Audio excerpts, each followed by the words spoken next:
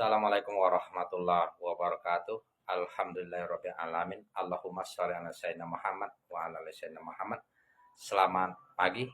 Salam toleransi untuk rekan-rekan saudara-saudaraku sebangsa dan setanah air yang masih berbeda agama, kepercayaan. Dalam kesempatan yang baik ini tentunya kita sering mendengar, menyaksikan bahwa di antara manusia masih menganut berbagai agama, kepercayaan, masih menuhankan selain Allah Subhanahu wa taala. Nah, pertanyaannya, apakah ada Allah Subhanahu wa taala mengutus rasulnya untuk menyuruh menyembah selain Allah Subhanahu wa taala? Adakah nabi-nabi utusan Allah mulai dari Nabi Adam alaihissalam hingga nabi terakhir menyembah kepada selain Allah Subhanahu wa taala? Tentu tidak. Kalau ada, tunjukkan dalil dan referensi terpercaya. Baik, dalam kesempatan ini Allah SWT berfirman di dalam surat An-Nahl ayat 35. Bismillahirrahmanirrahim. Laqad ba'asna fi kulli ummatir rusulan an ya'budullaha wajtanibut taghut. Faminhum man hadallahu wa minhum man haqqat alaihi dolalah.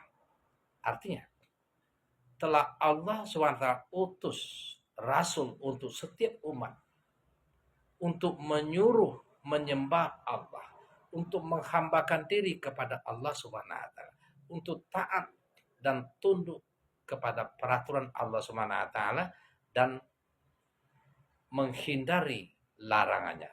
Di antaranya larangan terbesar yang paling tidak diampuni ialah menyembah atau menyekutukan Allah dengan sesembahan lain.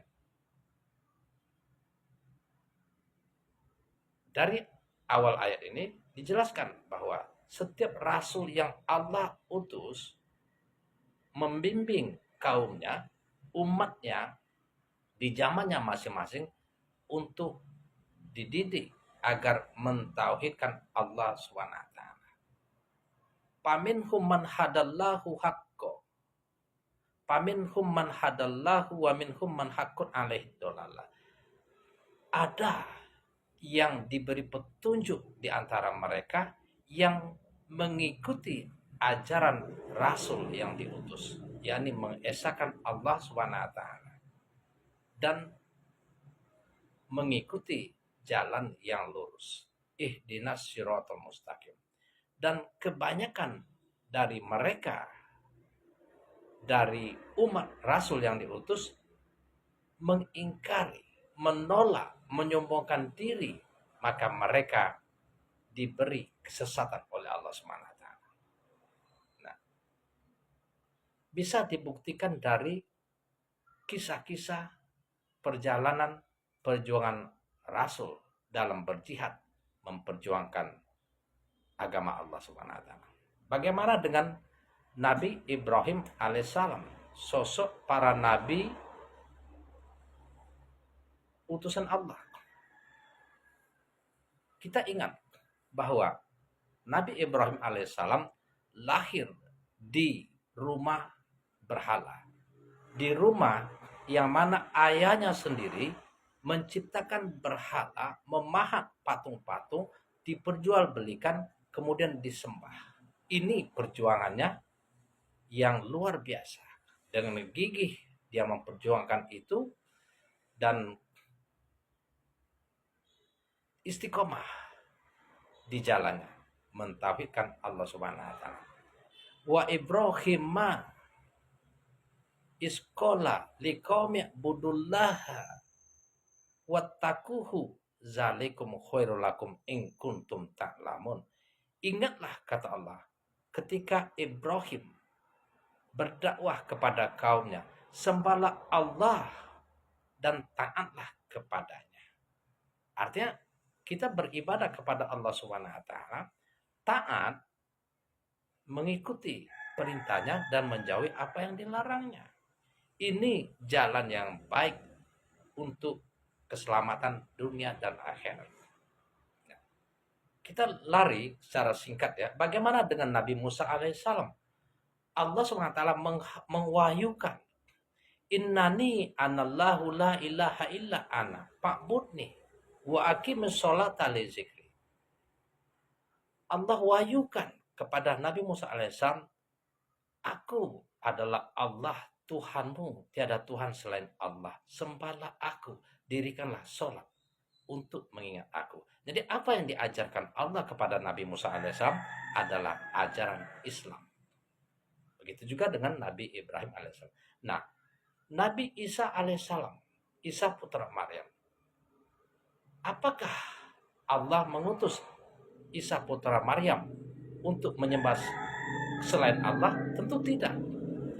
Innallaha huwa rabbi wa rabbukum fa'buduhu hadza siratal mustaqim. Di dalam surat Az-Zukhruf ayat 64. Dialah Allah, Tuhanku dan Tuhanmu, kata Isa putra Maryam. Sembahlah Dia. Ini adalah jalan yang lurus. Sekali-kali jalan yang lurus. Jalan yang lurus itu mengikuti ajaran Allah Subhanahu wa taala. Tauhid kepada Allah Subhanahu wa taala. Yang sekarang zaman Nabi Muhammad sallallahu alaihi wasallam disebut dengan agama Islam. Dan nabi-nabi mulai dari Nabi alaihissalam itu ajaran Islam yang mereka dakwakan kepada umat dan kaumnya. Nah, Isa putra Maryam diutus oleh Allah Subhanahu wa taala untuk meneruskan ajaran Nabi Musa alaihissalam, menyempurnakan Taurat yang berisi petunjuk dan cahaya kebenaran, keselamatan, pengajaran dari Allah Subhanahu wa taala bagi orang-orang yang bertakwa. Nah, bagi orang-orang yang bertakwa. Takwa artinya merujuk ibadah kepada Allah Subhanahu wa taala. Ini dijelaskan di dalam surat Al-Maidah ayat 46. Di ayat 47-nya, wal yakum bima anzalallahu wa man lam yahkum bima anzalallahu faulaika humul fasiqun. Hendaklah, kata Allah, pengikut Injil mengikuti apa yang ditentukan, apa yang diatur oleh Allah SWT di dalam. Barang siapa mengingkari, mengubah petunjuk dari Allah SWT yang ada di dalam Injil, maka mereka adalah orang-orang fasik. Faulaika humul fasikun. Wa ammal lazina fasiku fama'wahun. Dan orang-orang fasik tempatnya di neraka. Di dalam surat As-Sajdah ayat 20. Nah, bagaimana dengan Nabi Muhammad sallallahu alaihi wasallam? Apakah Nabi Muhammad sallallahu alaihi wasallam mengikuti agama Ibrahim? Tentu. Summa auhayna ilaika anit tabi' millata Ibrahim hanifah. Allah wahyukan kepada Nabi Muhammad sallallahu alaihi wasallam untuk mengikuti agama Ibrahim, untuk mengikuti kepercayaan Ibrahim, untuk menauhidkan Allah, tiada Tuhan selain Allah. Wa ma kana minal musyrikin. Dan Ibrahim bukanlah orang-orang yang menyekutukan Allah dengan sesembahan lain. Nah, ketika Nabi Muhammad SAW diutus, itu ajaran nabi-nabi sebelumnya itu tidak diikuti lagi, tidak diajarkan lagi. Akan tetapi Nabi Muhammad SAW menjadi petunjuk untuk diikuti, untuk ditaati, agar kita selamat dunia dan akhirat. Keselamatan tidak ada kecuali mengikuti Nabi Muhammad sallallahu alaihi wasallam. Wattabi'uhu la'allakum tahtadun.